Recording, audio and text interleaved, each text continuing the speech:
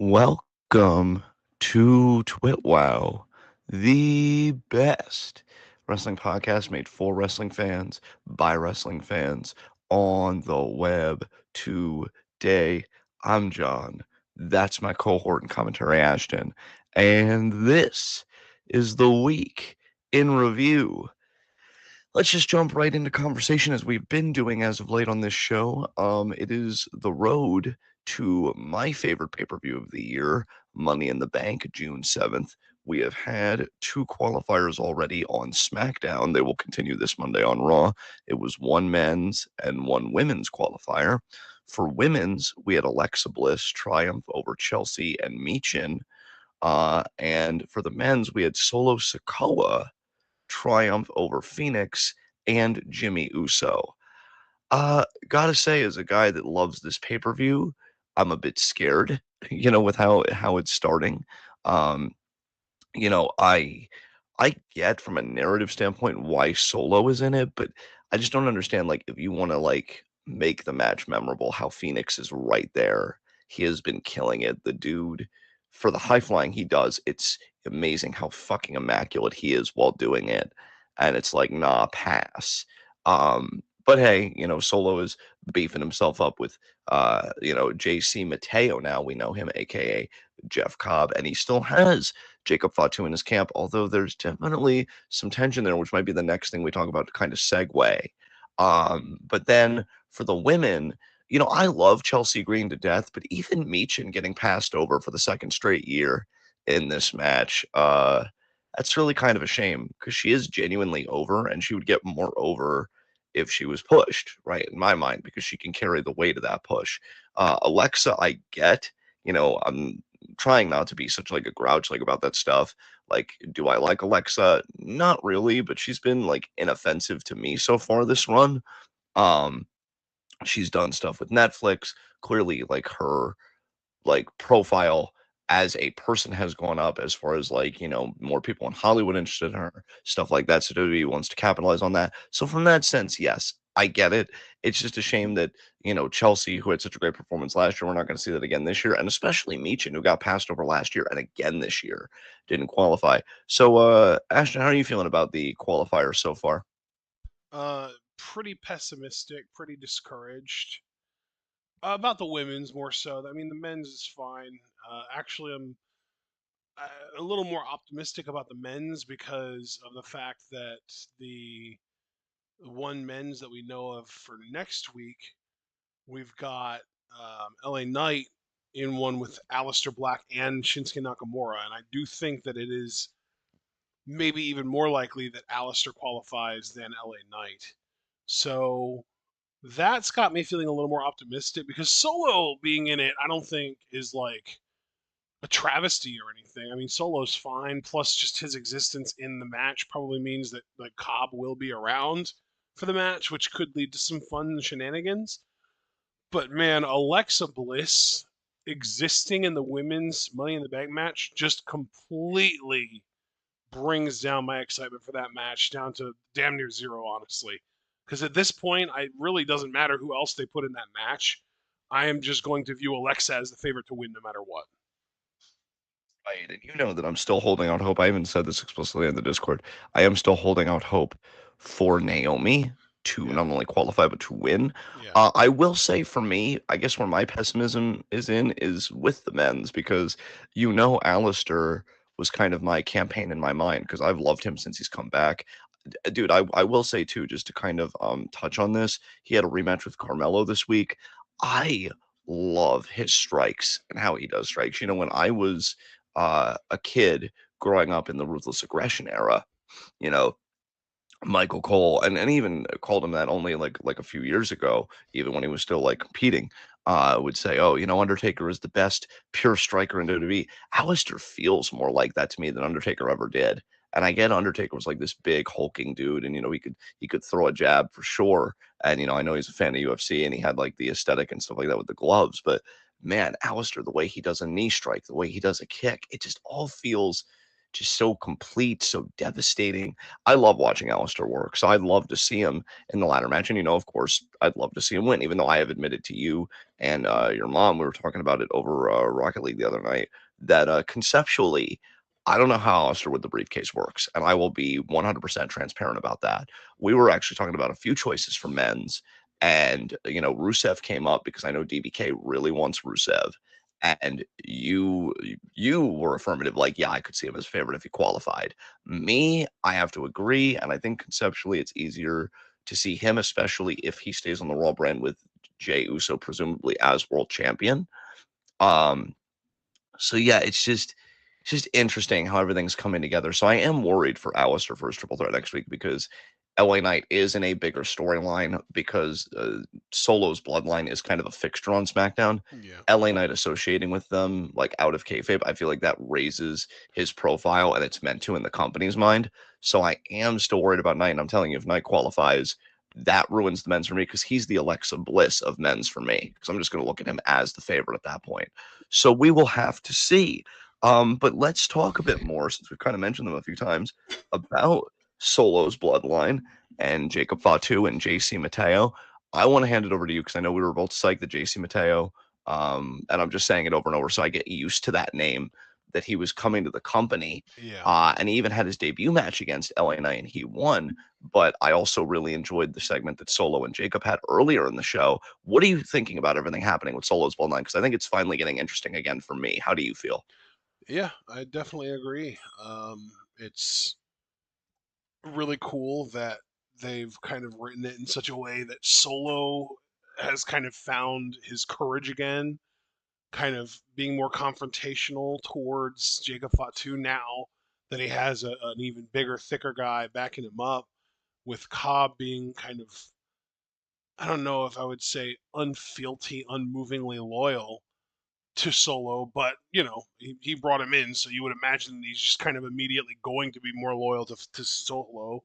Um, and Jeff Cobb backing him up. He's feeling a little more froggy, so he's jumping a little more. He's giving Jacob a little more shit. He's wanting to hear Jacob say "I love you" Solo again. We haven't heard that in a while. It's kind of a fun reminder that Jacob got "I love you" Solo over as a fucking catchphrase last year. Like, Jacob is just money, man. It's crazy, but yeah, no, it's good stuff, and it's gonna be a fun little kind of point of contention for Jacob that will help him to be a more effective babyface. And that's kind of another thing that I pointed out in the Discord is I love how over both Jacob and Solo are as opposite alignments because Jacob is really over as a face, but Solo's really over as a heel. We got to give him credit. I'm so glad that's how you finished your thoughts because I was going to pick up the baton and say, look, at this point, praising Jacob Fatu is easy. I mean, Yeah. the dude, there's just so much he naturally gets, and he has aura out the ass. I mean, better aura than a stick. He's a convincing champion. He's got the crowd behind him. When he officially turns babyface, I'm even curious to know his merch sales now. I don't know if he has a really cool T-shirt that people are like, I want to wear that shirt, but he better He get one if don't, he. dude. Yeah, his merch already is cool as hell, Yeah, I'm wondering dude. how it's selling because You know yeah, what's these really people. funny Yeah. is I'll tell you how it's selling. I can tell you exactly how it's selling because I actually started looking for some new shirts over the course of the week, like on like Tuesday, Wednesday, Thursday, and I went on WWE Shop and I looked at Jacob's shirt, the black one, um, and literally every size starting at like 2 or 3X and up is sold out. So big guys love Jacob merch, and I'm one of them, and I couldn't get one because they're sold out. Dude, fuck yeah. I love that for him. Obviously, I have to use this platform before I lose the chance to for this week to praise the fuck out of Solo Sokoa because I think he's finally starting to figure it out. Dude, Because when yeah, he mocked the, you know what I mean? And he was like, yes, Jacob, we do know what you mean. Fucking pop. That was so funny. Holy shit.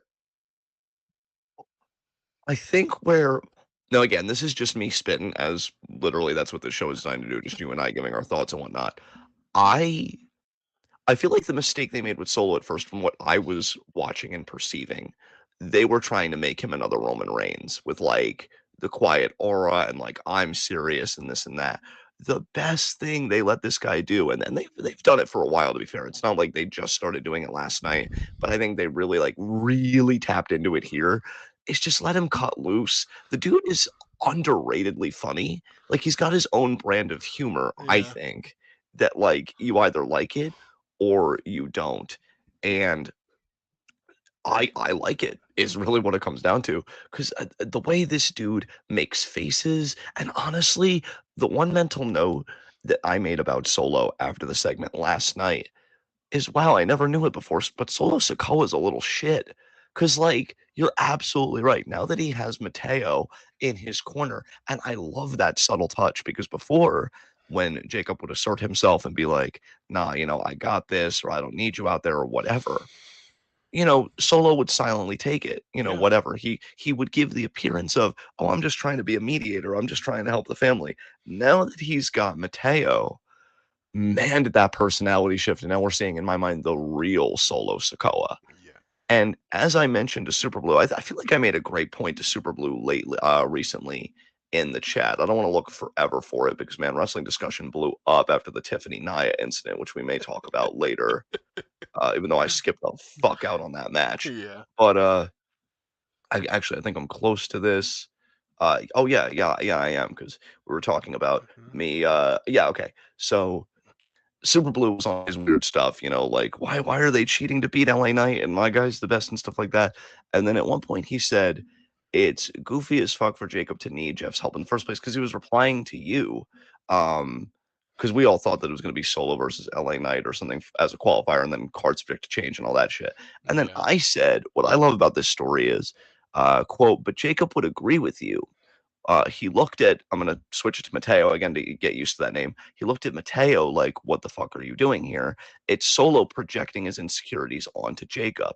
Solo thinks I would need Mateo's help to beat these three guys, so you must too. He's projecting insecurities while simultaneously acting like he's still above Jacob. And that's masterful to me. Because Solo is simultaneously telling on himself, but being like, but I'm still better than you, Jacob. And Jacob is just silently seething, being like, how much longer am I going to tolerate these motherfuckers? Because like I want to pop off.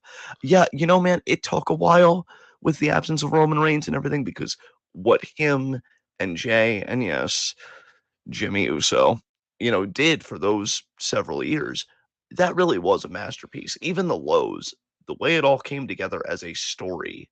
The worst part was Cody Rhodes being the hero. You put virtually yeah. anybody else as the hero, it's the perfect wrestling story. Like, Especially Sami Zayn or Jay himself, even.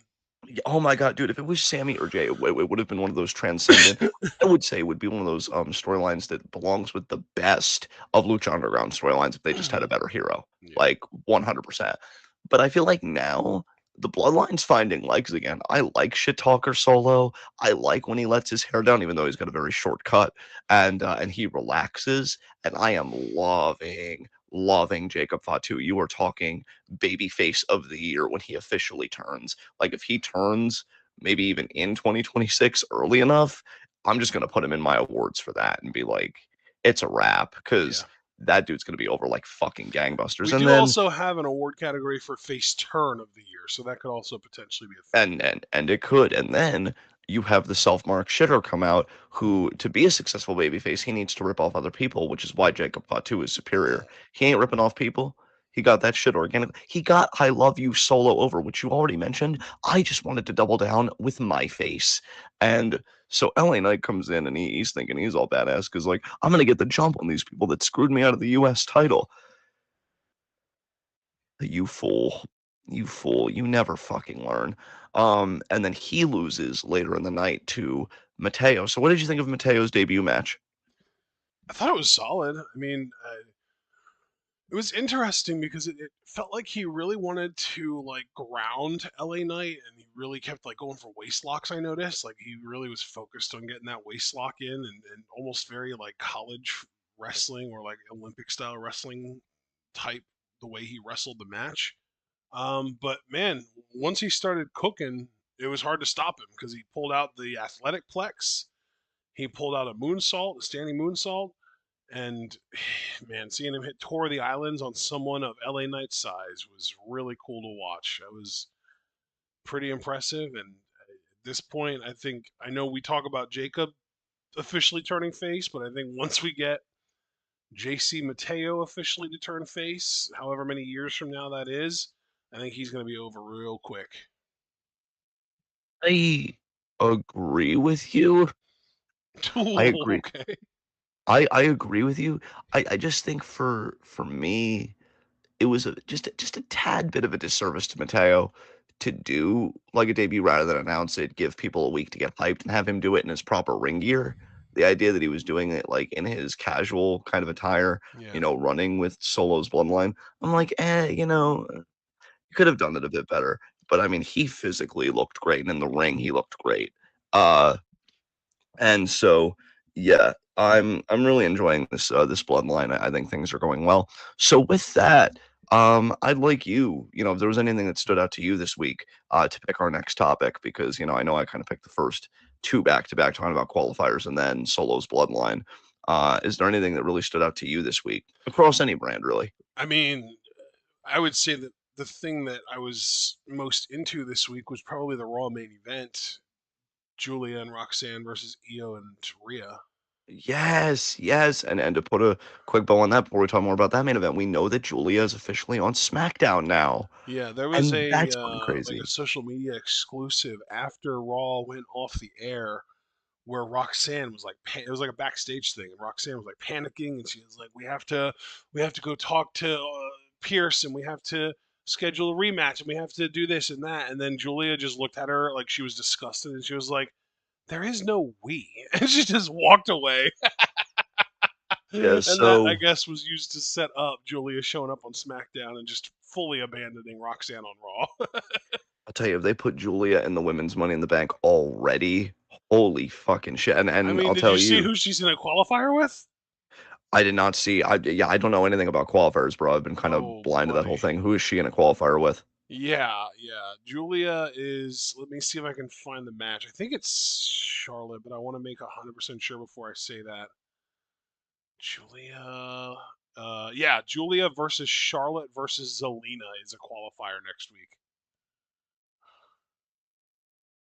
You know, I wish Charlotte actually cared about the business because to me, the way I visualize it, Charlotte doesn't eat the pin, but she's not selfish and she doesn't take it either. Julia pins Zelina, gets in Money in the Bank, and then when Julia, in my mind, loses Money in the Bank, because I've got my heart set on Naomi, so U.S. that's title. just me being consistent.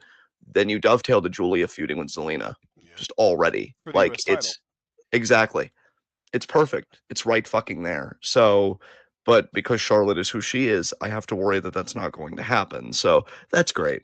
That's great. But anyway, back to the tag match. I actually watched this because I did catch up on all the shows this week, thankfully, because I had missed both Raw and NXT, but I found time to watch them both. Oh, that's Uh, wonderful. not as wonderful as your face, though. Um, this was a really fun tag match. Bro, I gotta ask you as a super EO fan, how does it feel to know that she's gotten her taunt so fucking over? Yeah, it's pretty cool for sure. She's been doing that too since like what 2018. Like she's been doing that since she turned heel basically in NXT. Yeah, yeah, absolutely. Like it's crazy that only now is it really getting over, but better late than never. She stuck to it. And you know what? I kind of like that because it almost tells me that EO was doing it for her. Like I do it because this is who I am and this is how hyped I get when I'm in the ring. And now other people Yeah, are just like starting to embrace that. I mean, Sean, kudos to him. Shout out to Sean. He shared a Facebook video of somebody, I guess, going to get their diploma, and on the way like up, he does the yeah, EO taunt. yeah. I saw So that. like Yeah, it's growing, brother. It's growing. it was 2019, by the way. She joined NXT in 2018. She turned heel in 2019. So yeah, she's been doing that taunt for 6 years now, and only now is it starting to catch on. I don't know why. Yeah, that's crazy. But yeah, I mean, she's more over, I think, than she's ever been. Her wrestling certainly validates that because holy fucking shit, her wrestling, her and Phoenix, I think, are two of the cleanest wrestlers in the fucking company, and they do gorgeous looking shit. Rhea is still fucking over. I do wonder though if eventually Io is going to overtake Rhea because Io's got a lot of fanfare behind her, but it Rhea has had that same fanfare for a long time. Like Yeah, I feel like I, I don't know if I'm articulating this properly, but to me it's like Io is tapping into a new gear like more recently, yeah, but like Rhea's been in that gear I think for longer. So it's yeah. just I agree. interesting to kind of see that contrast. Yeah. Yeah. Yeah. Um Well, and it's because Io was heel for so long with damage control and stuff. yeah. Yeah, that's fair. That's fair. Well, I mean, I guess to be fair, Rhea was as well. I mean, Io turned face not that long after Rhea turned face, because Rhea officially turned face around the summer, and Io turned face like in the fall. So it's just a few months difference. Right. But Rhea had so much support and momentum, the fans practically forced her face turn. Whereas with Io, it was the opposite. Io turned face, and then fan support started picking up afterwards. Yeah, yeah. It really seems like they're setting up a big match for these two. You know, we keep hearing about Yeah, Evolution 2 happening. Do we think yeah. Rhea Io is just I I won't think say main Rhea events. beats Yeah. Io for the first time ever in a singles match at Evolution. Oh man. Probably for the title, realistically. Yeah. I don't even dislike Rhea, of course, so I can't be too upset about that. I just feel like Io's on such a fucking roll right now. I'd like to see her keep the title for a bit longer, but you may well be I right. mean, do we have an estimated date for when Evolution is going to happen? Because I've heard like June to July, but I don't I know thought for I sure. heard July personally. Yeah, I See, and thought if I that happens, I would have to wonder if they would have Rhea win the title off of Io just so that they could have. Because I've also heard a rumor that, and again, rumor, there's no such thing as real journalism in wrestling, it's not real. But we haven't had a draft yet. I can't imagine they're not going to do after draft it all this year. Maybe they'll do it after SummerSlam. And maybe they'll have Io switch brands. And maybe that's why they would have Rhea win the title from her so that they could have Io switch brands yeah. without having to have the title switch brands, you know? Right, right, right. Yeah. Yeah, we're in a very interesting place with the company right now, especially with the women's divisions, because I think women's wrestling, even still, like is just the best thing going and is still fucking serving. So I am excited for Io and Rhea to cross paths again for the title. I will say, as far as this tag match, I was surprised that Julia ate the pin. I thought Roxanne would eat the pin in the tag match. She did not. But then again, I feel like Roxanne has been eating a few L's since this kind of like mini invasion angle, whatever the hell you want to call it. So maybe they just wanted to balance the scales. So do we think that Roxanne just ends up on Raw to counteract Julia being on SmackDown? I think that Roxanne stays on Raw, yes. Yes. Yeah. All right. I really have nothing else to say about this tag match. If you do, we can move on. All right, let's move on then. What do you want to talk Uh, about next? Oh, geez. Yeah, it's been kind of an interesting week in that way.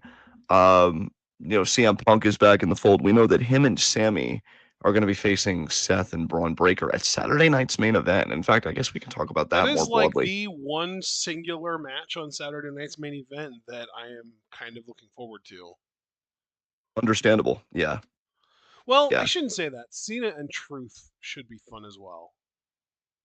Yeah, I'm looking forward to that. I like Truth's interview on Friday to hype that up. I thought he did a great job with that. I think No, people, because he's been a Truth's comedy great. guy for so I'm sorry, say that again. Literally, all I said was Truth's great. Truth is great. Yeah, I feel like he's been a comedy character for so long. People forget how good he is.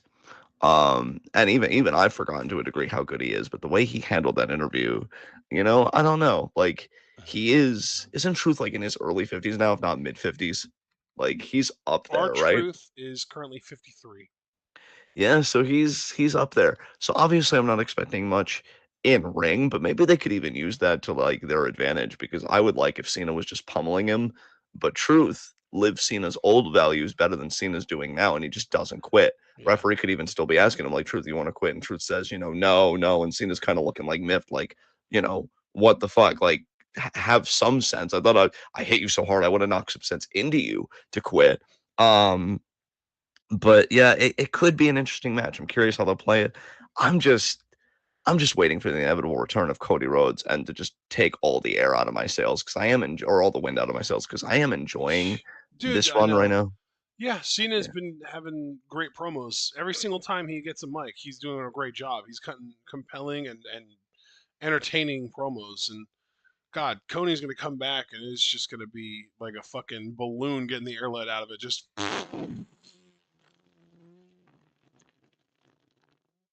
First of all, great imitation, Pop. Second of all, it's really gonna be something to watch Cody, like, go through, uh wait, watch Cody what? watch Cody, like, after he fucking left, be like, "Oh, I had such a tough time, and I felt like I left the business down." You didn't let the business down. Like, as a babyface in my mind, you didn't let the business down, by leaving. You left no, you didn't let the business down, I should say, by losing. You let it down by leaving afterwards. And, like, what were you doing all this time when Randy Orton and now R-Truth is trying to, like, clean up your mess, even though the R-Truth match, I think, is non-title, to be fair. Yes, it is. Yeah, the R-Truth match is non-title. Yeah. Like, what are you doing, Cody? Get the fuck out of here. Nobody wants you here. I don't know. It just pisses me off. But then, yeah, as far as the Seth Braun Punk Sammy tag match, they made a whole thing about can Punk and Sammy coexist. So I don't know. I mean, I'm thinking they can. I'm more worried about Punk than Sammy. Sammy is, fucking sweet guy. Punk's kind of a dick. But I am thinking that Seth and Braun just win that. But yeah, I agree with you. That I think is the one match on Saturday night's main event that looks worthwhile to tune into for sure. Yeah, I'm definitely looking forward to not covering that show. Yeah, yeah, you and me both. You and me both. I will say also, while we're speaking of Saturday night's main event, we know that Damian Priest versus Drew McIntyre in a steel cage is happening on that show. Um, I'll give the guys credit. I really think they've tried their best in this feud. Um, but it's just I think we're all ready for Drew to go back to being a babyface.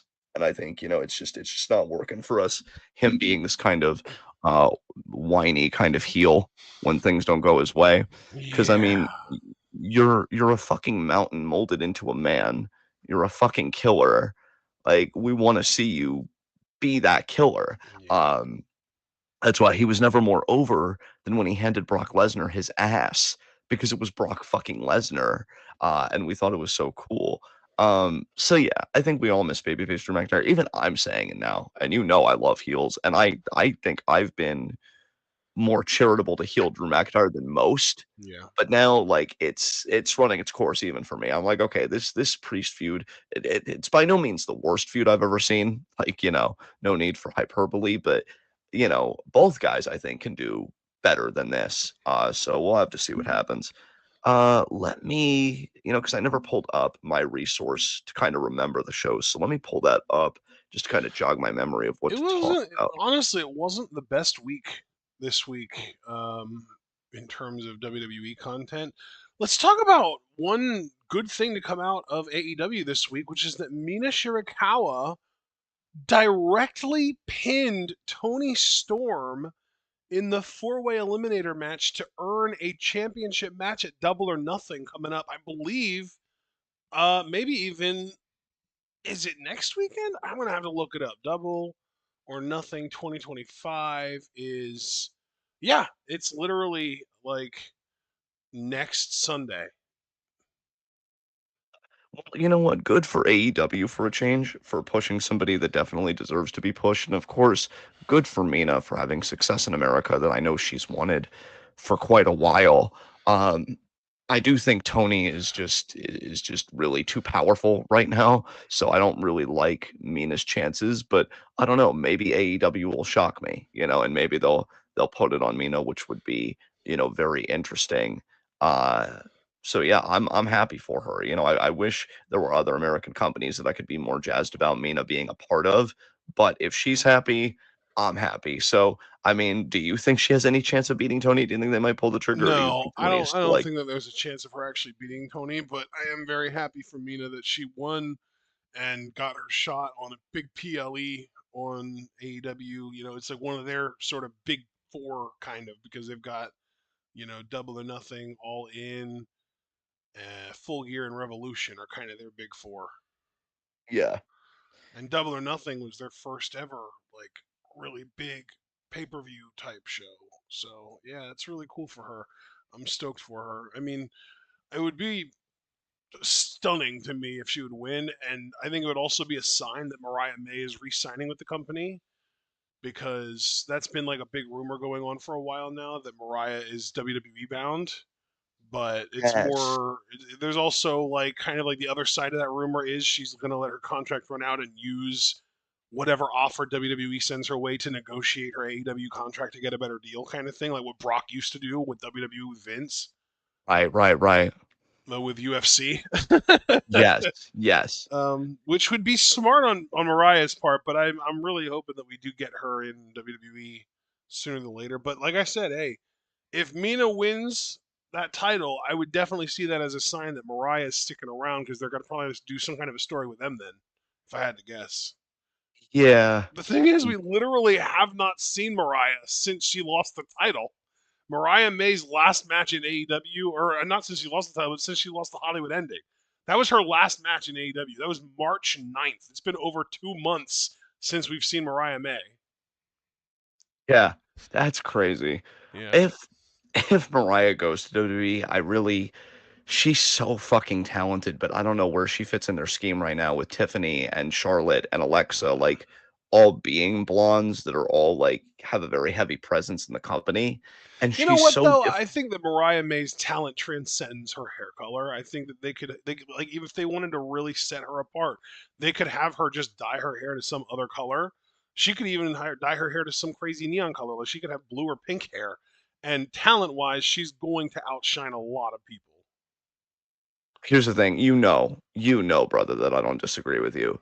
I think I've been very cynical of WWE's culture, and you know that like even if it's unfounded at this point because maybe the culture's improved enough, like I was still so bogged in the old culture for so long. Right. It's hard for me to let go of all the fear.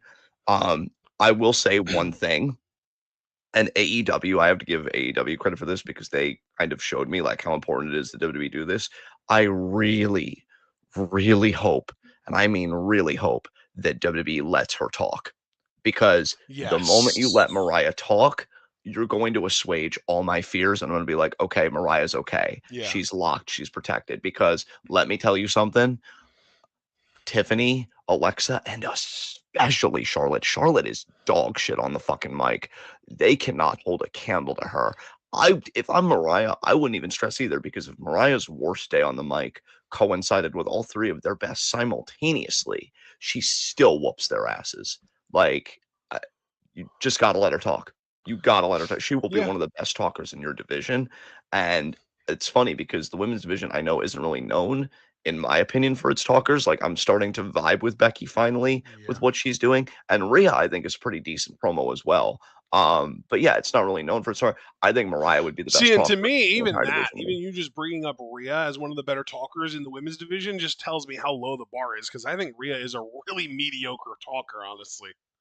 Interesting. Yeah. I still think though that Mariah is better than all of them. If you I let do. Mariah I talk, mean, yeah. I think Mariah on the mic clears just about everyone in WWE on the main roster, at least women's division. Yeah. Um, I don't think she's better than Jada Parker on the mic. Jada, I Um, still think is a better talker overall. Although I yeah, will say with Mariah, Mariah is interesting because I think she shares a quality with Chelsea.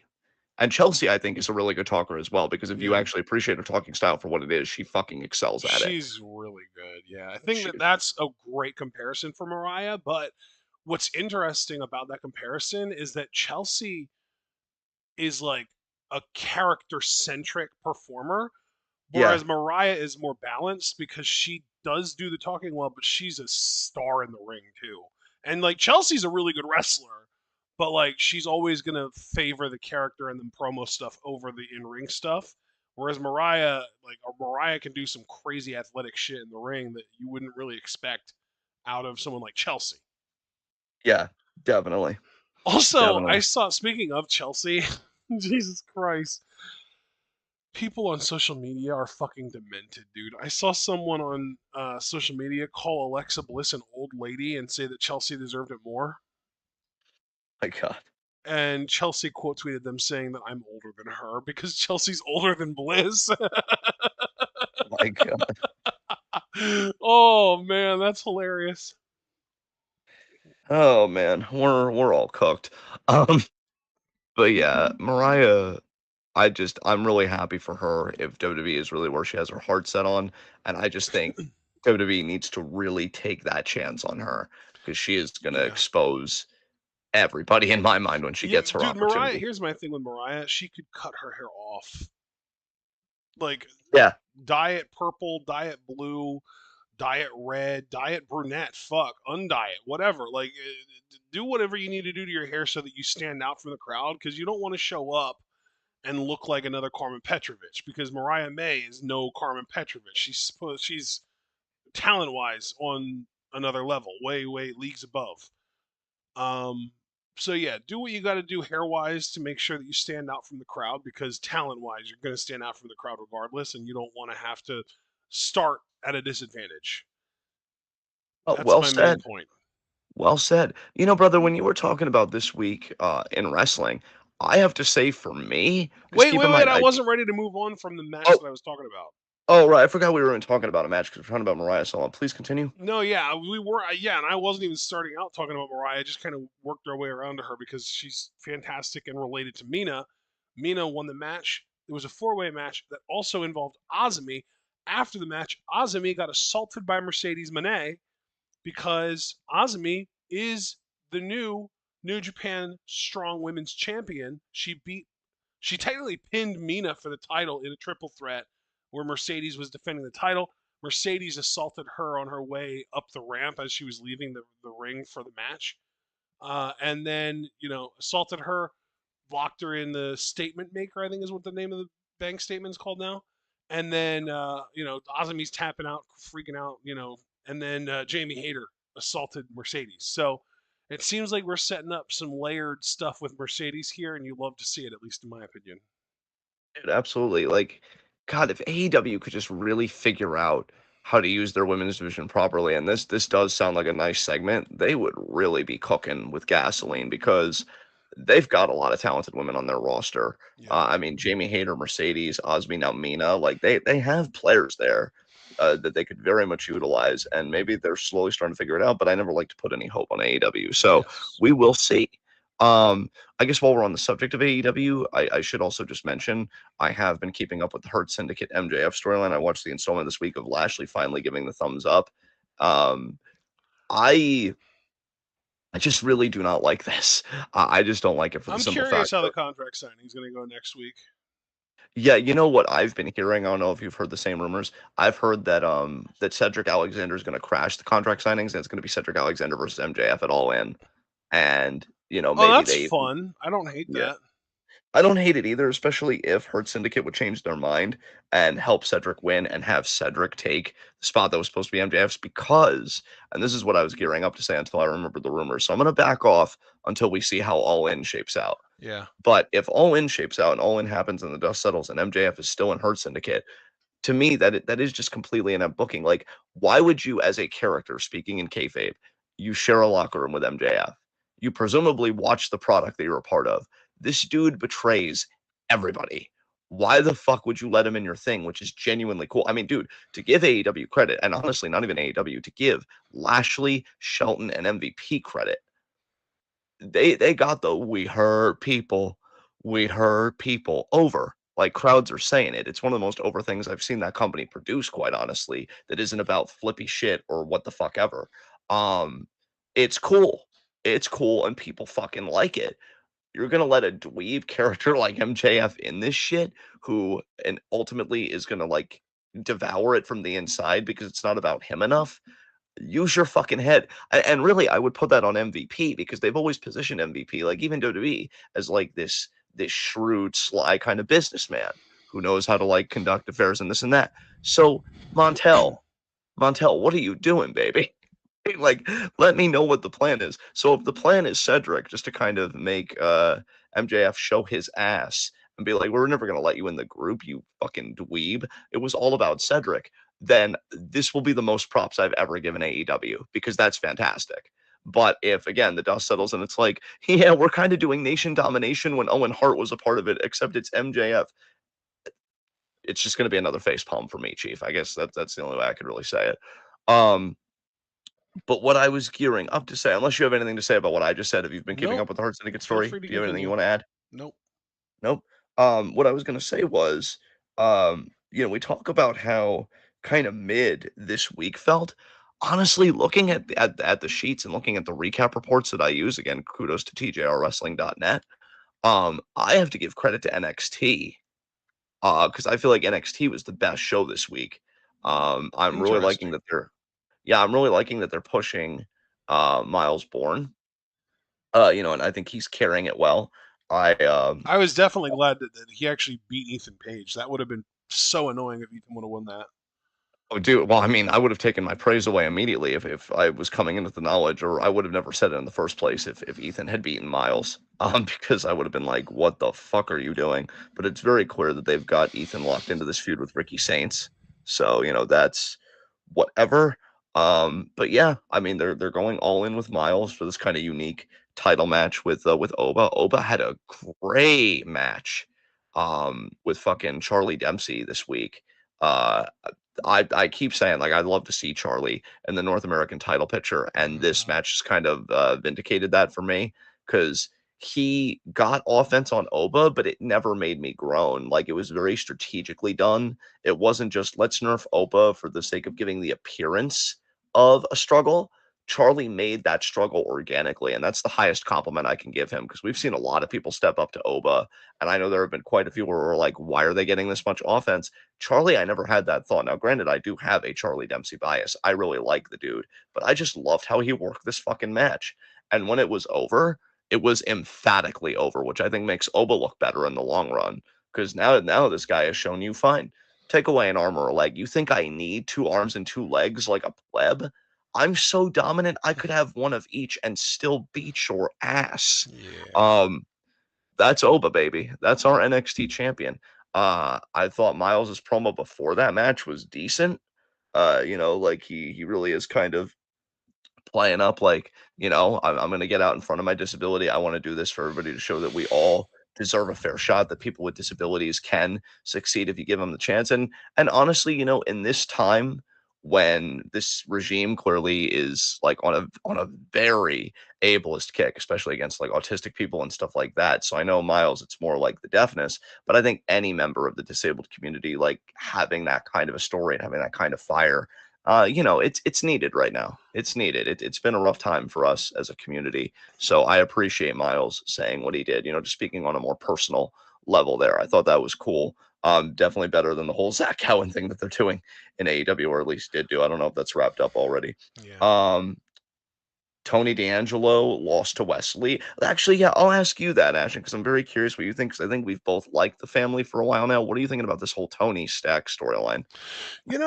I don't see it with Stacks. Like it feels like they're trying to elevate Stacks and really kind of try and make him feel more like a major player, and I just don't get it at all. But in terms of the story, I think it's very well done. I think they're doing a great job with the story. I just don't understand why they're using this particular well done story on someone who I view as like a jobber for life in Stacks. I think I fundamentally just agree with you, where it matters because I am enjoying the story, and I'll even say that I think Stacks, as far as his role in the story goes, is doing a serviceable enough job. But like I always think about the after, right? And the after, when the push is given and then Stacks has to carry it, I just personally do not see the talent to carry the rub that this story is meant to give him. So I do fundamentally agree with you. Whereas with Tony, I will say if Tony like gets called up or something after this, Tony I could see having some fun matches. Gunther and Tony actually doesn't sound like that bad of a match to me, just to think of a match off the top of my head. That would be good. Um, Fucking Tony versus Shinsuke, like, whatever brand they put Tony on, I do see solid matches for him there. I think he's grown very confident in his ability. He's got great size. He's got a great look. Dude, Um, I hate to step in here, but he does not have great size.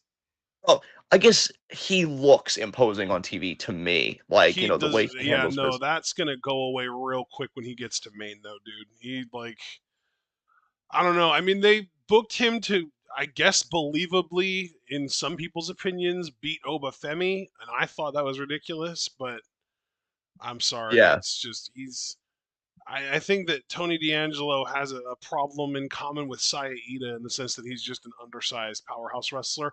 I like him as a wrestler. I think he's good at what he does, but like you get him in the ring with some of the bigger guys on the main roster, and it's It just I loses all think believability to you.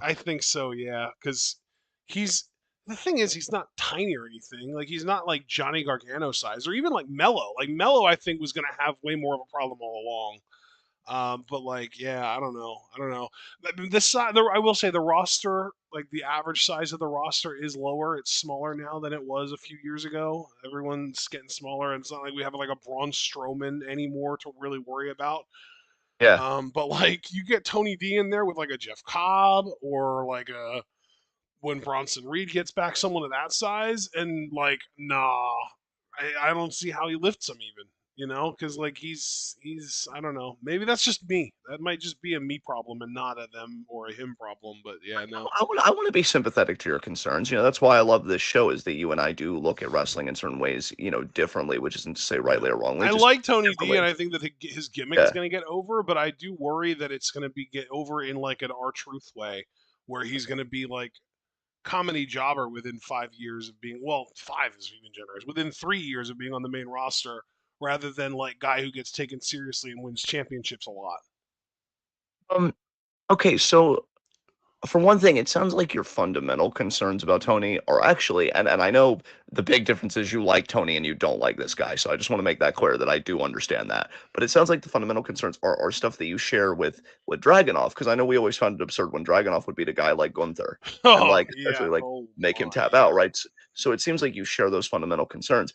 My concern with Tony and really it's more tragic for him and more annoying for the other guy. It's very similar to my concerns about a Pete Dunne. It's that I feel like he is just kind of trapped in this gimmick, and I would like to see what a guy like Tony, like what other gimmicks can you do? Because for me, and I love mob stuff, but I just feel like for me, this is going to run its course eventually. And I'm gonna be like, what else is Tony capable of, as a character? And we may never see that. We're never gonna see that with Pete Dunne. Pete Dunne is just who he is. That's never going to change. And that's why I'm just so mad on him. Well, at least one reason why. So yeah, that's my big concern with Tony. I like him too, though, man. That's kind of the weird thing with Tony is unlike other people, it's not like we're rooting against him, and we even can be a fan of him. It's just where do you fit in the scheme? I actually agree with Foster. He had said earlier if Tony gets called up, he needs another family. But like, who would even be a part of his family on the main roster? I guess that could be a fun thing to speculate on. But yeah, like I don't know. Tony's kind of a wild card. I really wonder. I really wonder where he would fit. So he lost to Wes because he's distracted by Stacks, and Stacks had implied that he had found Riz and he was going because he didn't know what Stack's going to do with Riz, and then Stacks kind of laid him out, and he said he was going to finish this. So I'm thinking that they're just going to do Stacks Tony at Battleground is what I thought. They were kind of gesturing at, so that should Yeah. be interesting. That's Um, that's kind of another one too. Is like God again. Like they booked Tony to beat Oba, and that's like whatever. But I don't really see an end game. I think that's my thing. What is the end game with this Tony D Stacks situation? Is Stacks gonna whack Tony and then Tony gets called up? That's like what they did with Pretty Deadly, where they got whacked and they got called up the main. that's kind of what I feel like has been on course for happening from the beginning. And And then again, like, Stacks yeah, is like the new Don, because I don't believe Stacks as the Don to me personally. I mean, bro, I'll even go one step further. Now, granted, this is me, and I am unhinged. I even wonder if Riz and Luca are gonna betray Tony and side with Stacks, and like Stacks is gonna win the family over. So you just pick up where you left off. It's just you Yeah. cut Tony out, um, which is even weirder because when Tony gets called up. I always pictured it would be with, like, Riz and maybe even Luca, like, he would come with the family that he had, but if they're gonna give that family to Stacks, Tony has nothing. So he goes up by himself. And so Yeah. yeah, we go back to what Foster said. Do you just make a new family? And if so, who the fuck is even a part of that family? Yeah, it's I don't know. It's very, very interesting. Very interesting. Um, and so yeah, I guess after that, because again, Wesley did win. I like this stuff with him and Tyson and Tyreek. I just wish they were doing more. And like, really, that's mainly because I want to see more Tyson and Tyreek. I still don't like Wes as a heel, fundamentally. Like, oh Yeah. god, that dude, that dude is such a fire baby face. Except I can't even really say that because we know he sucks on the mic. I'm sorry, Wes, but it's true. I mean that one feud, man, Jesus Christ.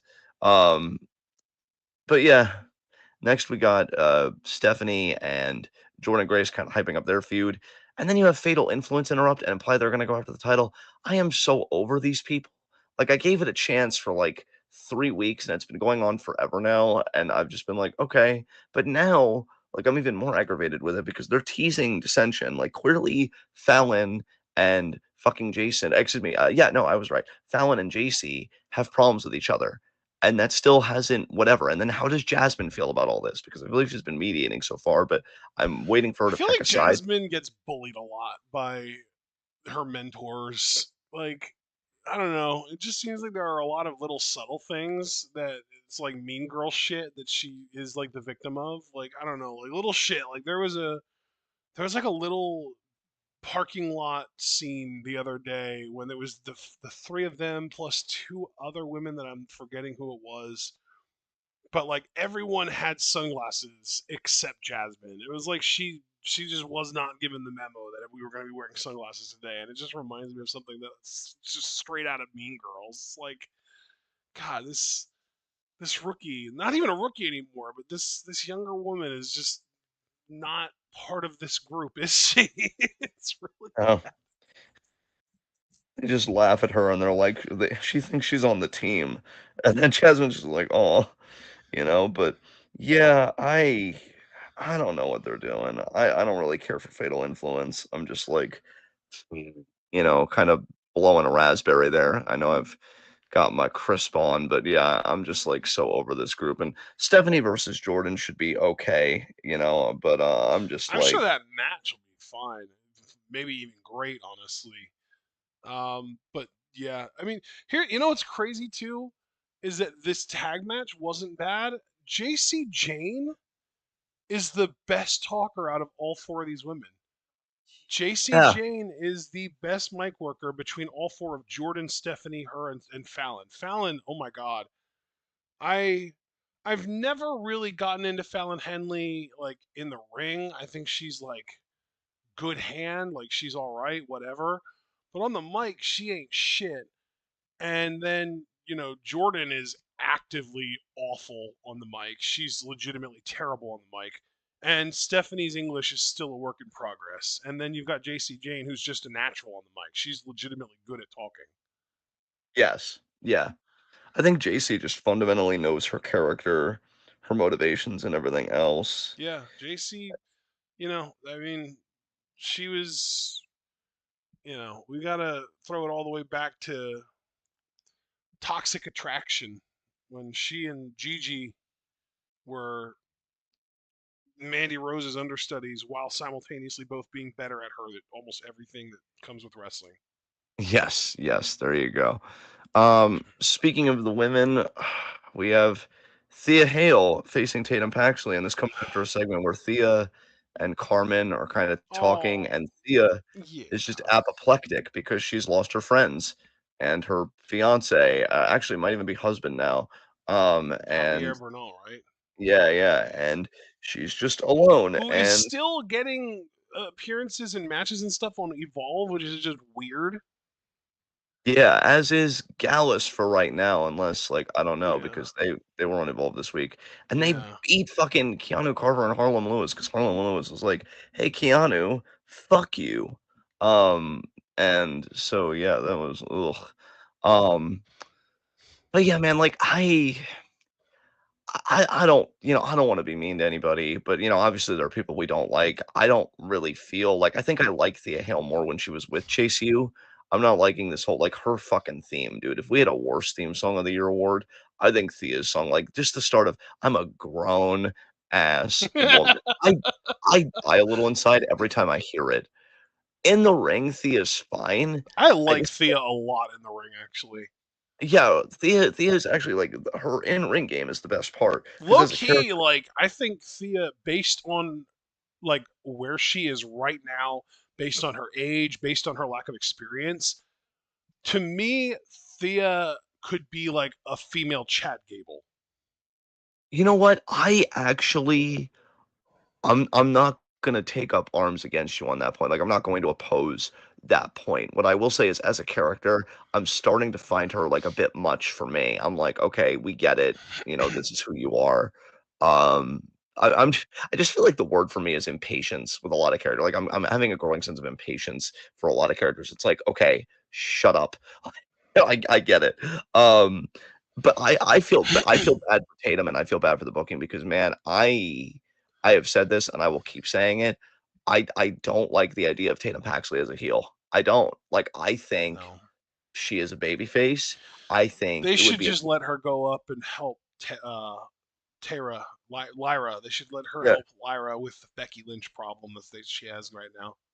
I agree with you. Which, I I mean, to agree. be fair, she doesn't even really have a Becky Lynch problem because she literally beat her despite Becky's best efforts, including trying to cheat several times. Yeah.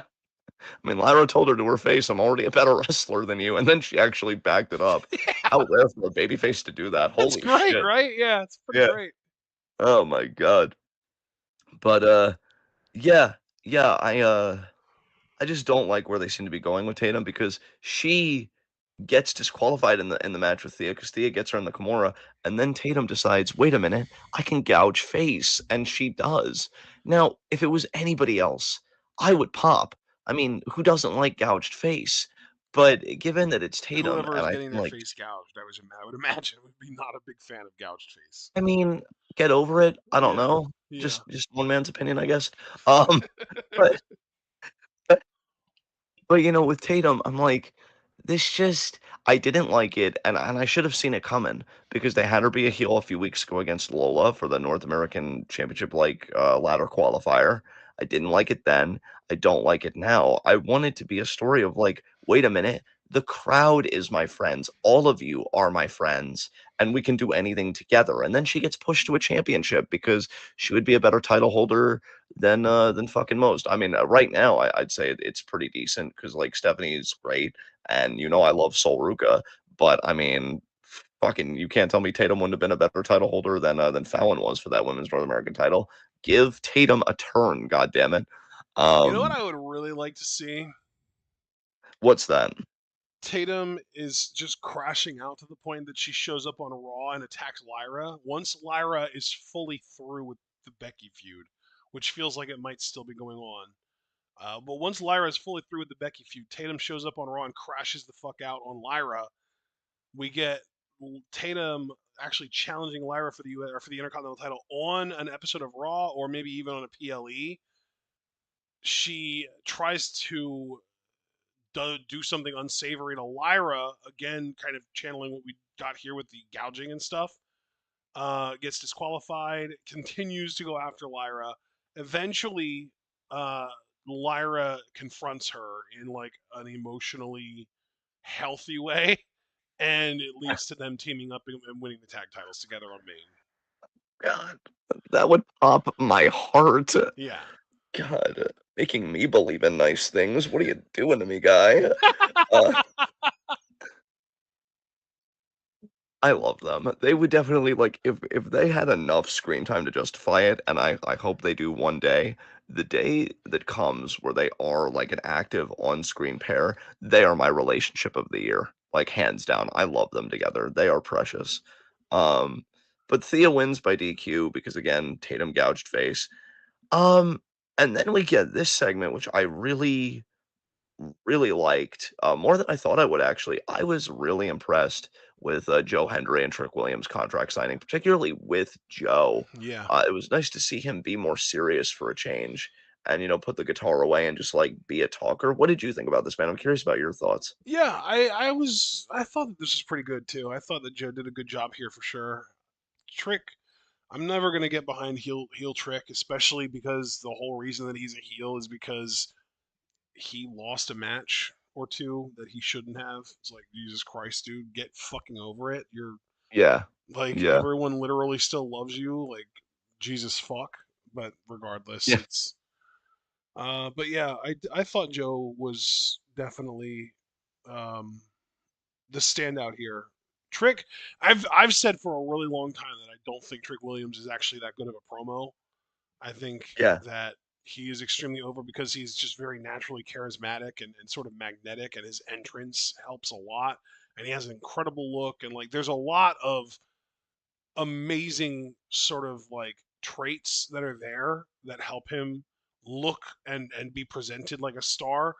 But the mic work I don't think is very good. He might even be better in the ring than he is on the mic at this point, and I don't think he's great in the ring either. But yeah, Joe was solid here. He made some great points. I always love it when there's such an obvious like underdog, and especially here with Joe pointing out that he is helping get visibility for TNA. I thought that was cool to see too, because Yes. that's a point that not enough people talk about. Because people like, I know that we've had Curtis in the chat talk about how like um TNA people get buried by the NXT people, and I'm just like, yeah, I kind of see it more from Joe Hendry's perspective, where like a lot of these people in TNA are getting bigger audiences and bigger platforms and more eyes on them because of this WWE deal. So it's I think that it's working out for both parties because WWE is getting to work with that talent. They've already signed Jordan. They're probably going to sign Hendry.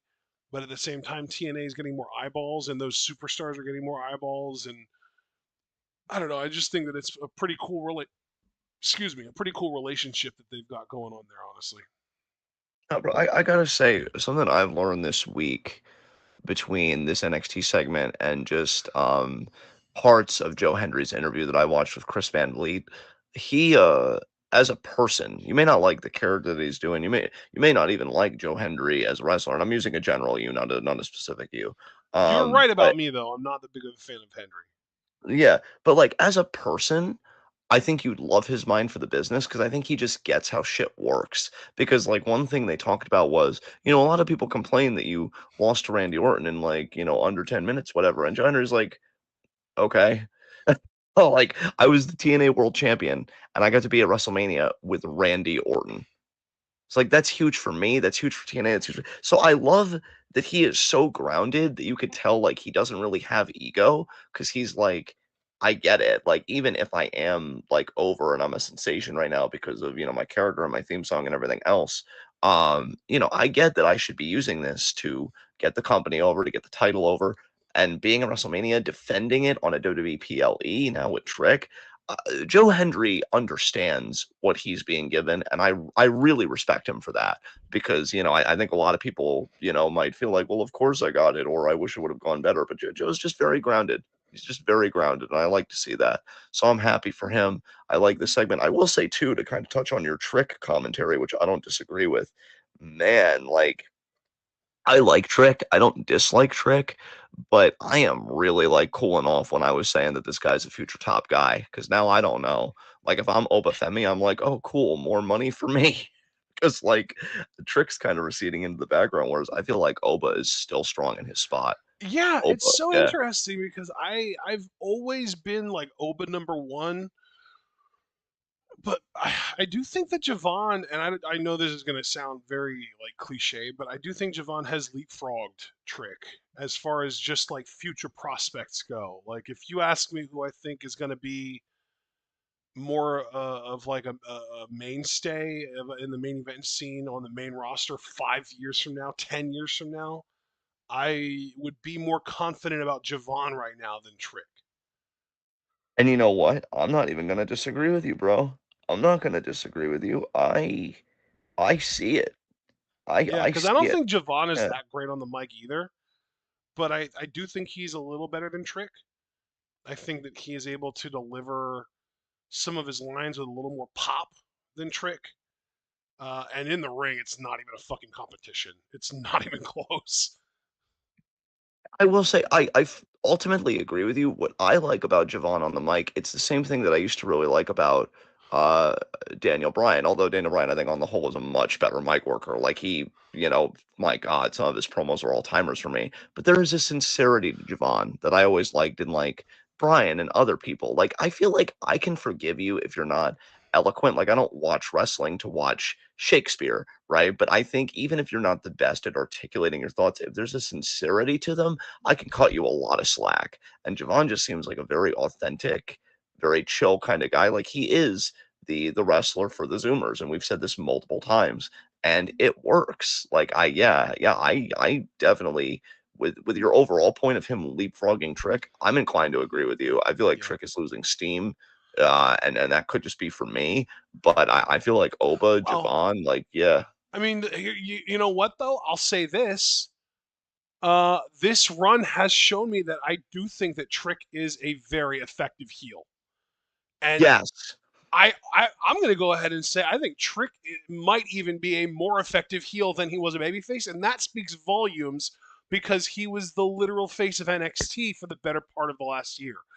Trick as a heel is incredibly effective. He's really good at being an asshole.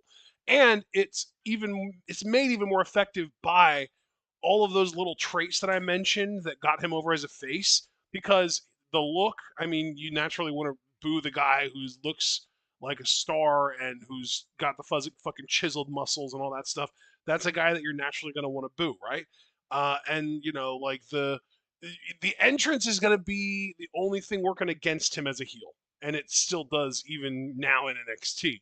So if he ever has like a major heel run on main, I would really want them to do something different with his entrance theme.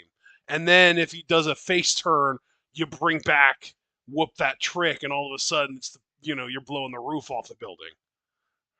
I love how you're thinking about everything, man. I don't disagree. I think this is I booking also it. just Yeah. I apologize. I didn't mean to cut you off. I thought you were done. No, Go no, ahead. of course not. No, please go, please. I was just going to say, I also think that a part of the reason why I rejected this trick heel turn at first was because I didn't realize that they were fully committed to doing a heel turn. I thought they were just having him act like an asshole temporarily because I didn't expect NXT to turn the face of their fucking brand into a heel.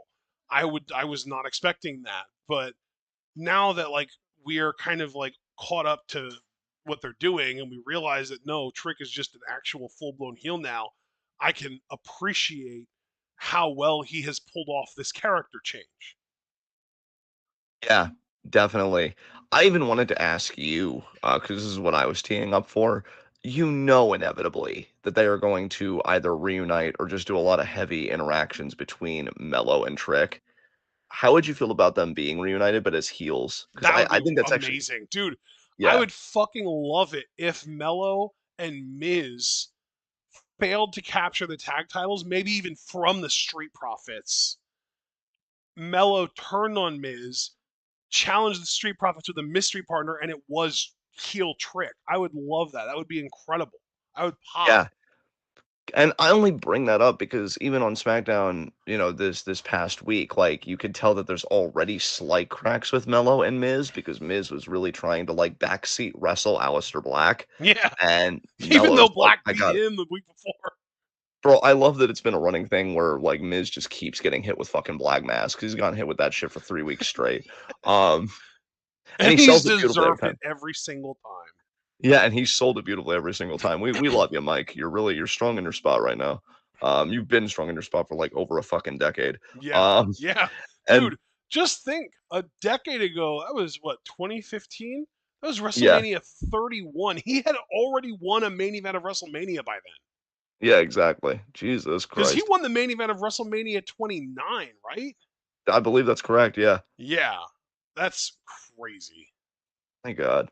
Um, so yeah, I definitely see like a lot of possibilities for Trick. Because that's a distinction I think we need to make. I think still gonna have a very successful career, no doubt about it. I just think as like top guy, which is like rarefied air. I right now I don't think he's any longer in that conversation. But then Oh wait, again, you no, it never was know. 28. It was 28. 29 was Cena Rock. Oh, okay, Oh yeah, that wait, makes no, it was sense. even 27. 28 and 29 were both Cena Rock. Yeah, oh that. Oh, okay. So the God, I'm Miz, The Miz main evented WrestleMania 27. We are legitimately closing in on 15 years. Oh my god. That's It's wild that I just kind of memory hold that whole era. Um, dude, saying that era of WrestleManias was so bad. Like everything between like 26, I think was 20 was WrestleMania. You know what? I'm not gonna ask. I'm just gonna look it up and make sure. I yeah, think 26 was end of an era, right?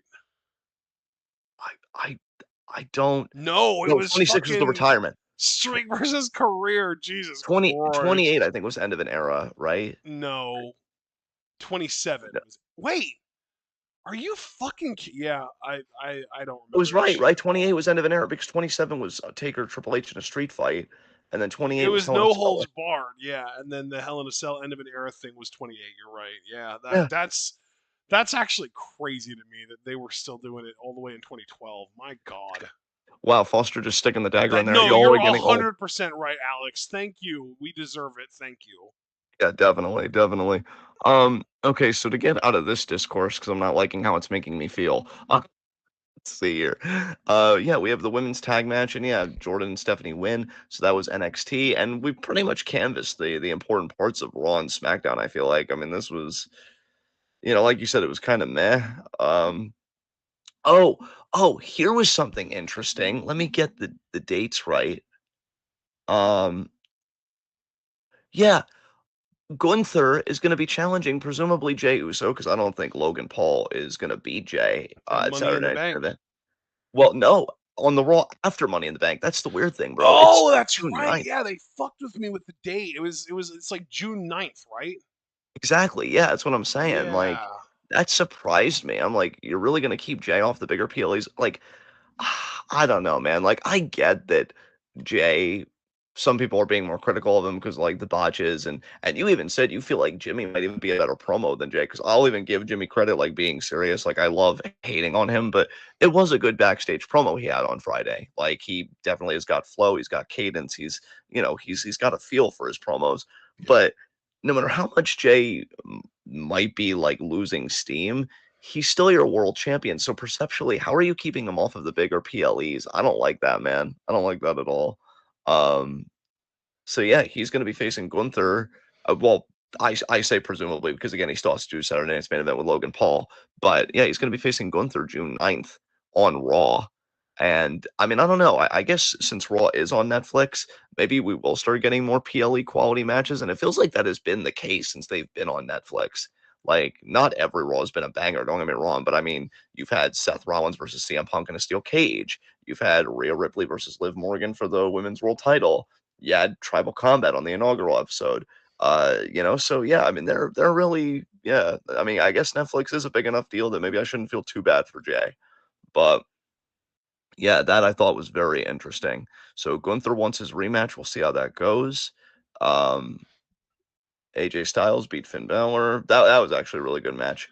Um, Yeah, that was a good one. It's one of those matches where I saw a lot of comments about it being boring online, but I thought it cooked. dude, I like the story they told in that match. Yep. Yeah, I thought it was good. I ain't gonna be Dude, dissing. this is another like Alex being right about us being old thing. I have really grown to love the more methodical story-based matches. Dude, same. Look, you get me with a monodical story-based match with a nice bowl of cream of wheat. I am set. It's got to be Uh, the cream of wheat, though. yeah. Oh my god. Yeah. Oh my god. God, Um, you really just aged yourself so much, and you're not even that old. You're younger than me. Fuck. I know, but I feel very old on the inside. It's the philosophy I've done for 13 years. And then Super Blue's like, why Gunther failed? Bro, LA Knight fails all the time, and he still gets opportunities. He literally lost to JC Mateo on Friday, and he's still gonna get a Money in the Bank qualifier. Why is Yeah. he getting Yeah, where's opportunities? JC Mateo's Money in the Bank qualifier? That's what I want to know. Super Blue, get a broom and clean your own goddamn house. The fuck. Anyway, yeah, and then we had Rhea and Io winning their tag match with Rhea staring at the title like, I want it to be mine. And Io's like, Nani? And so, Evolution 2, they're on a collision course. Yeah. And Collision then course. That was never mind. I love you. All right. God, and then SmackDown, bro. I know we're trying to like not talk about negative stuff, but fuck Fraxium, bro. I hate Oh that they're my getting god, I'm so fucking sick of them. Oh. like. Okay, I have a serious question. Okay, like because I'll be honest, I want to turn up, and you know that I can't fully do that because my family's sleeping. But like, I hate Fraxium so much that it's hard to suppress it. So I'm gonna try and form it in a serious question. Am I the only one that is confused and slightly irritated that you had this running story, which they seemingly randomly dropped with like no narrative bridge in between, of them having miscues in matches and hitting each other and coming close to losing, but then they pull it together. And then suddenly I feel like that stopped because I feel like they had a string of matches where that just wasn't a narrative beat, and then now you're on SmackDown and you're just getting put like you didn't even do the feud that I thought you teased. So what changed your mind? Like what the hell? And to not even add like you could have even done a montage where they go to like therapy or they do training together or something to really like hone that one part of their game, hitting each other. They don't do any of that. They just quietly drop it. But Pepperidge Farm remembers, bitch. Fucking explain to me what the fuck is going on. And then these people are getting like, dude, the idea that they've already beaten the Street Profits, what the fuck, dude? Like, Jesus Christ. And apparently, I think they're getting a tag the title shot next only week. the only yeah, they are getting a title shot next week. The only way to salvage this though is for Street Profits to fucking bury them, squash them, 6 minutes tops, beat their fucking asses, like because this that's the thing is like the Street Profits are athletic, fast dudes in their own right, but look at the size advantage they have over Fraxium. Like it is insane. Like Fraxium is like 5'9" and 5'10", and then the Street Profits are like 6'4" and 6'6", and they're athletic and fast enough to keep up with Fraxium. They should just fucking squash them in the title match because it's like, well, maybe the first match they didn't take them seriously because they're these new little tiny guys from NXT and they're these guys coming fresh from the developmental territory or whatever. It's like we don't gotta like try our hardest, but then they beat them and it's like, well, fuck, now we gotta defend our titles against them. We need to stop talking about this because I feel myself growing more unhinged. I want to see Angelo Dawkins bully Frazier so bad. Like, they're just backstage with Street Profits, and Frazier, like, steps up to Dawkins. And Dawkins is like, man, shut your bitch ass up. And he grabs Frazier and he just shoves him in, like, the cubby that they have in the locker rooms. Just leaves him there. He's such a fucking dweeb. Oh my god. Oh my god. Dude, I don't look, I don't even hate Axum either. I do think he's got a Kushida problem in the booking where it's like, look at all this offense I eat and I still come out and I win. Um, but I'm just so over this tag team. And we knew, bro, you and I, to our infinite credit, because our face, we collectively our faces deserve all the credit it can get. We knew from the jump that we didn't like these motherfuckers because they lost to the Wolf Dogs and then they pleaded with Ava backstage, "Oh, please, we were so close. We hit him a bunch of times. Just give us another chance." And from that moment, we knew we were in for an era of ass, and we haven't been fucking wrong yet. I am so tired of these motherfuckers. Oh my god.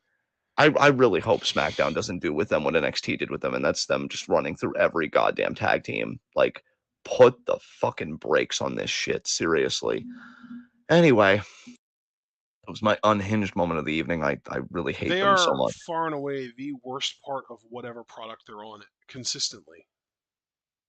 God, this is why your face needs to be a part of more things. Like, we need to down the suck, and it's not happening, and it's pissing me off. Um, Again, Solo did qualify. I enjoyed seeing Jimmy Uso get his throat thumbed. That pleased me. And yeah, that's pretty much SmackDown. So we've talked about all the shows. I guess the only thing we have to talk about is Evolve, and there's really not much to talk about with Dude, we Evolve. have literally one match to talk about from Evolve, and it's uh, Mason Holiday versus uh, Callie Armstrong, which of course Callie won because they're building her up to be a potential champion. Yeah, the only interesting thing there is that Mason Holiday had a backstage segment with Chantel Monroe, Yeah, and she kind of called Chantel out, like, "You're kind of putting on an act. yeah, When you're ready to be the real Chantel, come find me." So like, that's interesting. yeah. What's happening there? Um, And so, yeah, that was good. Kendall Gray standing tall even over Kelly Armstrong, like after Kelly's match, that was good. I really like Kendall. But, oh my god, one of the worst things about Evolve that, isn't Gallus and isn't that I really do not like Kylie Ray at all. Oh my god. I can officially say, because I hadn't watched much of her before, I had only heard about her, right? Now that I've watched her, now that I've experienced it, yeah, I viscerally reject this. I hate it. I hate it a lot, actually, You're gonna because hate it even more when she wins the Evolve Women's Championship, and she's the inaugural Women's Champion here at Evolve. okay, so rather than be confrontational, I'm gonna take a different tact and say that because you just said that to me practically to my face, you're the first one that needs to hug me when it happens. You understand that, You right? The know, responsibility hundred that you percent. We'll hug each other. It'll be yeah, like, you have that yeah, responsibility to me now. We have that responsibility to each other yeah. because I wanna lash out. I wanna do everything that therapy tells me Oh, not to do, but you're right, and that's why I can't lash out because what am I, like, an illogical fool? I didn't vote Trump. I'm not a mark, so, yeah, we're just gonna pass on that. She's winning, and that fucking breaks me, and you know what terrifies me even more? What if she wins by pinning Wendy? yeah. That And, would be like horrible. I would hate that. yeah, fuck. Fuck. I really yeah, I hate it. The more I dwell on it, the more I hate it because I actually low key really like Evolve's women's division and like how they're kind of painting it.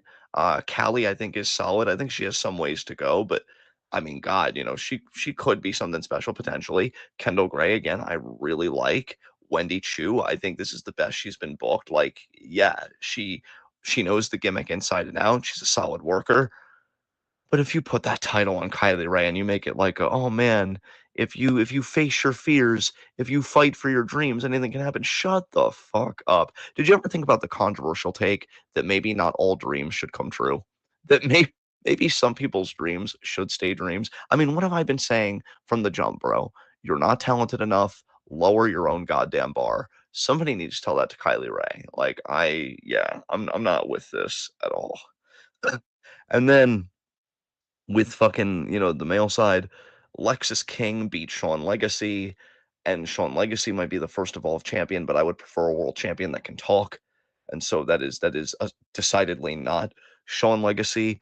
Um, Maybe the Vanity Project should just run everything because they are far and away my favorite thing on Evolve. Because I love Zeta Steel. I obviously love Swipe Right. I mean, who doesn't, right? And Jackson Drake. That is your main eventer of the group right there. I really like Jackson Drake. He is solid. He is good fucking shit. So Tall yeah, Johnny Gargano, baby. yes, you should have gained height, Jonathan. Now you'll suck forever. Um, so yeah, that was essentially Evolve, and that's essentially all the wrestling we watched this week. So did you do any extracurriculars this week? Dynamite. Oh, cool. Well, we already touched on the Mina stuff, and I already touched on the MJF Hurt Syndicate stuff. So what else is there to talk about? Uh, buddy, let me tell you what.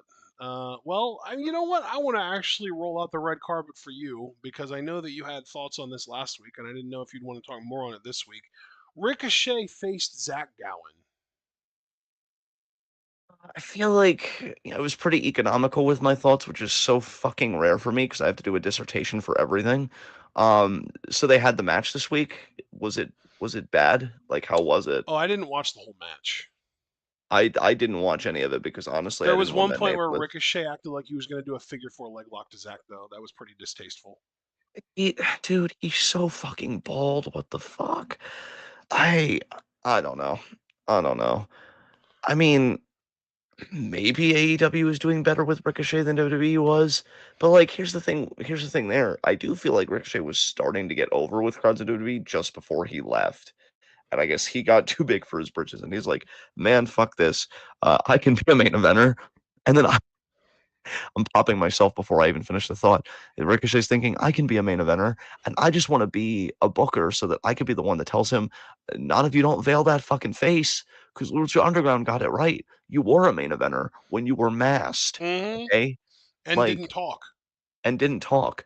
Go back to veiling face, simmer the fuck down, and then maybe we can talk about a main event push. And at this point, get off fucking X. Jesus Christ. God, dude, And maybe talk to your wife about doing that too. I will say AEW got yeah, yeah, good point actually. Jesus, that's another disappointment. Don't even get me started on that. Oh my god. Yeah, it's funny that AEW may be getting what they want because a Facebook friend of mine shared and then I unfollowed them immediately after that. Shared an Andrew Tate video and I actually had to stop for 2 seconds and I'm like, Ricochet? So I guess they're kind of getting what they want there. But I mean, why would you want that? Why would that is really the question is, okay, you're getting what you want, but why would you want that? Like this fucking company. Anyway, what else from Dynamite? Well, the show opened with a tag match: Hangman and Will Ospreay, who are facing each other in the Owen Hart finals, Owen Hart tournament finals at Double or Nothing, tagging with each other, like teaming up, versus the Don Callis family, which was comprised of Josh Alexander and Konosuke Takeshita. Uh, there was some real cringe in this match, though, that I thought we might want to talk about. I saw the one So thing you posted in the Discord, like, yeah, with the fucking hidden blade spot where he just yeah, stopped short of Hangman's face, and they and then like, the intense yeah, stare down. Yeah, that was the thing I wanted to talk about. yeah. Yeah. What the fuck? It's funny though because there was a spot seconds, like maybe 10 seconds prior to that, where Hangman went for a buckshot on, I think it might have even been Josh Alexander. Alexander whiffed, and Hangman swung a second time at Osprey, and Osprey had to duck. So Hangman's trying to take everyone's heads. He doesn't give a fuck. And then Yeah. yeah, Osprey went for the hidden blade on. I think it was also Alexander just a second time, and Alexander ducked that as well. And then yeah, he stopped just short of Hangman. It was really really cringe. I love that Hangman just didn't give a fuck. Hangman was swinging for everyone's heads, and then Osprey was all fucking dramatic about it, like, "Ooh, I'm just gonna stop short and stare into your eyes intently." Ooh, staring. Fuck you. Oh man, it would have been that easy, mate. Wrestling let me die. Fuck. Yeah, it was really cringe. So then they did the whole Hurt Syndicate thing with them beating Top Flight and then MJF stuff, whatever. Then the women's four-way match happened where Mina pinned Tony, and then the Mercedes and Azumi stuff, and then Jamie coming out happened. Um, then oh god, you want to talk about dis fucking tasteful? Jesus Christ. Daniel Garcia and Nigel McGuinness had an interaction in the ring. I guess that Garcia is trying to get Nigel to team up with him to go after FTR because FTR disrespected Nigel or something. I don't know the whole story behind it, but Garcia is trying to get Nigel to wrestle again to team up with him to go after FTR.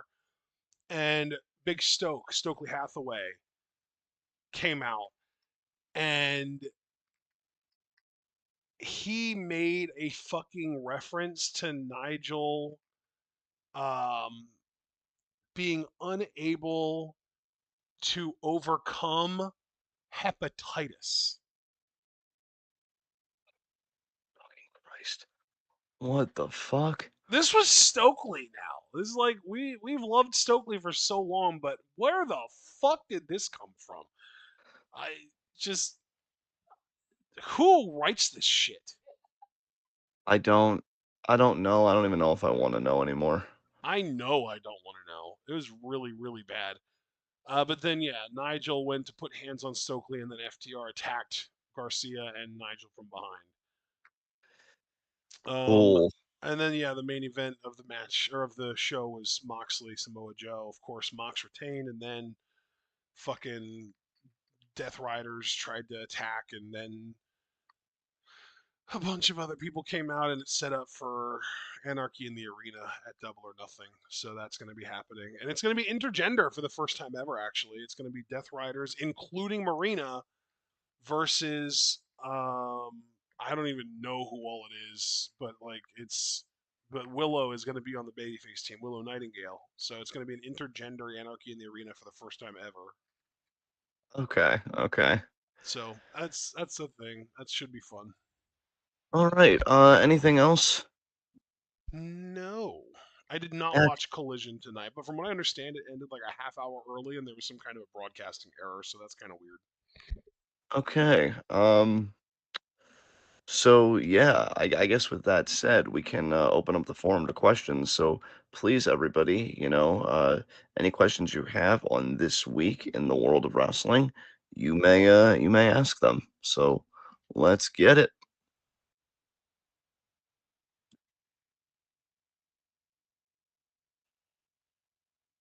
Okay. Did you guys see Ninja Max viral dive? I actually did. Yeah, I wanted to same. share it. I actually wanted to share it in the Discord, but I know Facebook videos again, like they're not really compatible or whatever the fuck. I thought it was Um, hilarious, honestly. I thought it was hilarious too. I popped. Yeah, I Yeah. popped. All right. Let's see. Oh, Caster Sales.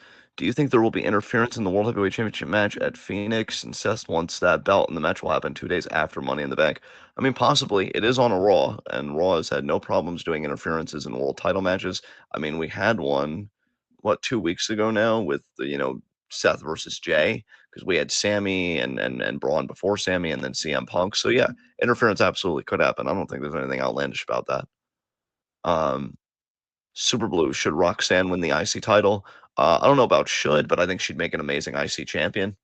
I think, yeah, I think she's such a gifted technical wrestler. Like, yeah, she would definitely have, that's supposed to be like a wrestler's kind of title because we see, Lyra's very technically gifted. Her and Roxanne feuding over that title could be a feud of the year for me. I love their fucking matches. I love their Dude, their fucking, matches for the NXT Women's Championship were incredible. and one of them, their stand and deliver match made my match of the year that year. So Was that your match of the year, or was it just a nom? I believe it won. I believe it took it, if I remember correctly. Yeah. Um, Yeah, so yes, yeah, it was. yeah, Stand and Deliver, Perez versus Valkyria. That was your match of the year last year.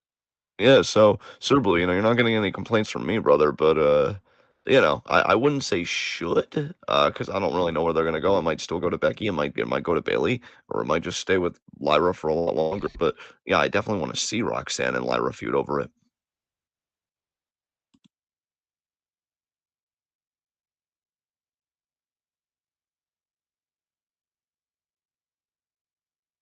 Going Right. once. Yeah, going once, going twice, going 3 times. All right, we got bailed out early tonight. Let's do our high spots, low shots, and get out of here. Hell yeah. All right. High spots, low shots. I'm gonna say that my low shot, I do feel like I have a good variety to pick from. I'm gonna say my low shot is Jimmy Uso, because you had a great fire promo backstage, and you ain't gonna be cutting promos now because your throat got thumbed, bitch. So yeah, Jimmy Uso's my low shot. You're not going to Money in the Bank. Um, so I was gonna do some kind of riff off that, but I don't know. I just kind of want to wrap this up. So yeah, it's Jimmy Uso. It's Jimmy Uso. Who's your We low shot? did get a new question from Super Blue, and I'm cool with answering that if you are. Yeah, yeah. This will be our last question. Why was Solo allowed to? Why was Solo allowed to cheat in his match, but Green was allowed to have her, not allowed to have her people? That is actually a fair question. That is actually a fair question. I don't know. Chelsea could even point that out if she really wanted to be like a meta character and be like, "This is why Nicholas the Nasty he has it out for me, and yet Solo is able to do what he wants." So yeah, that's a fair critique, Super Blue. I'll give that one to you. I don't I know. think it's because Chelsea made it very clear that she intended to cheat before the match, so they could kind of nip that in the bud. Whereas Yeah. with Solo, JC could have just been there for moral support for all we knew. Yeah, that's fair. That is fair. I'm sorry though, man, because in between Sir Blue's whole question, can you just restate who your low shot is? I never stated it in the first place. Oh my God. So who's your low shot? um, my low shot is going to be Chelsea Green, though. Actually, no, my low shot is going to be Michin because not only did she not qualify for Money in the Bank, but now she's got to deal with these tariffs that Chelsea's throwing against everyone. Sometimes a leader has to make the hard decisions. We still support you, Chelsea. We still pledge allegiance to you. High spot for me. God, I really love my own face, so which one would be the best time for me? Uh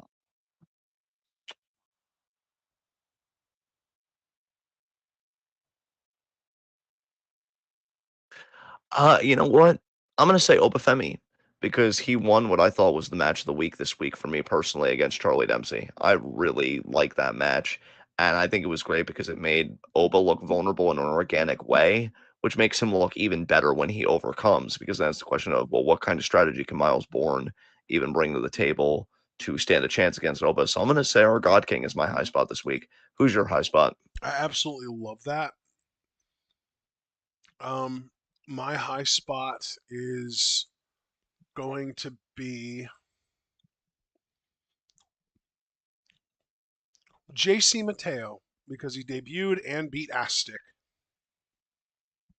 He did. He did beat Aztec. Oh, pop.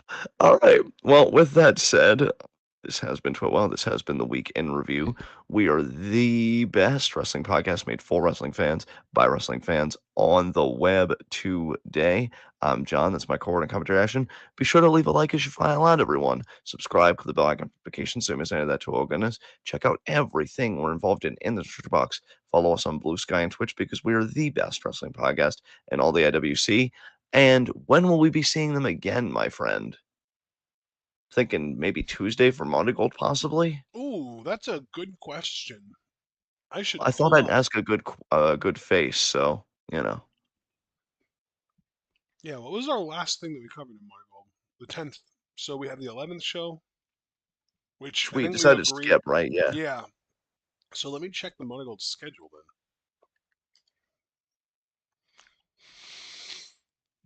then. Their website is slow to load, unfortunately. Um, okay. So they had a 17th show and an 18th show. And oh my god. Why are there so many matches on this May 17th show? Jesus. Are you saying the 17th show is girthsome? It sounds girthsome. It looks like it's. Oh, that's why. There's two shows on the 17th. Ha ha ha. My question was answered. Okay. Nice. So I'm looking here and I'm seeing like, hmm, what the hell? Shikagoto's getting a United National title shot? For what? That's what I'm saying. Your delivery on that. 10 out of 10 tone, pal. Thanks, doctor. um, yeah, we should definitely plan on reacting to Monogold because there are definitely enough matches between these three shows because there's two on the 17th plus the one on the 18th that we should be able to do a reaction. Oh man, Okay. that 18th show is rough. I don't think that we're gonna react to a single match from the 18th, which means that it really comes down to the 17th. And the 17th, we've got Tanaka, Minami, and Yuzuki versus Tachibana, that one new masked girl, and Yuki. Does that sound like a skip to you or a watch? That sounds more like a skip to me if you What agree. I about mean, one again, on one between Kizuna Tanaka and Komomo Minami? that I'm open to watching. Okay. Rhea Seto and Suriyama Oka versus Megaton and Misa Matsui. Why did it have to be Megaton?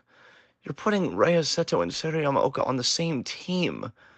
Ah, I really don't like that Megaton Misa team. I'm gonna leave this to you because I'm actually inclined to skip, but I love that Okay. Reyes Seri team. Yeah. Um, Did you say Miku, skip? I didn't say anything. Miku Oh, Aono teaming up with Chanyota versus Mirai and Natsumi Shozuki. I think we watched that. yeah, that's agreeable to me. United National title match, Sakurai defending against Chikagoto. Do we think there's any chance Chikagoto wins that? No, and even if there was, it'd still be a hard skip. I'm not really that thrilled with Chikagoto at the moment, and Sakurai can Bro, kick rocks. listen to this fucking match. Mayu Iwatani and Utami teaming up to take on Chiaki and Nagisa Nozaki. Well, Chiaki works best in a tag team. We're definitely watching that. I mean, All right, Mayu and Utami are gonna own. cool. Uh, Chanyota versus Komo Mominami versus Nagisa Tachibana.